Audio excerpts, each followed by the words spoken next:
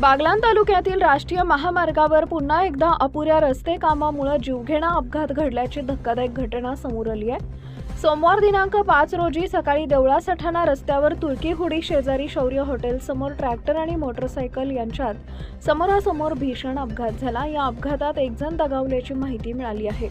या अपघातामागील मुख्य कारण म्हणजे रस्त्याचं अपूर्ण काम आणि दिशादर्शक फलकांचा पूर्णतः अभाव।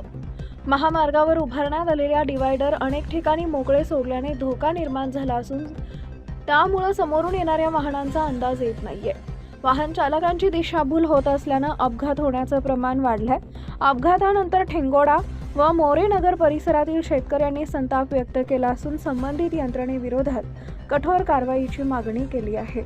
योग्य वेळी पाहणी न करणे, आवश्यक दिशादर्शक व चेतावणी फलक न लावणे तसेच अपूर्ण रस्ते काम असूनही वाहतूक सुरू ठेवणे हे गंभीर दुर्लक्ष असून या अपघातास राष्ट्रीय महामार्ग विभागाचे अभियंता जबाबदार असल्याचा आरोप शेतकऱ्यांनी केला आहे।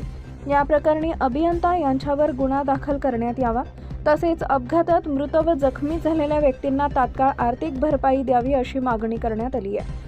दरम्यान भविष्यात असे अपघात टाळण्यासाठी तातडीने दिशादर्शक फलक, सूचना फलक लावण्याची गरज असल्याचं मत नागरिकांकडून व्यक्त केलं जात आहे।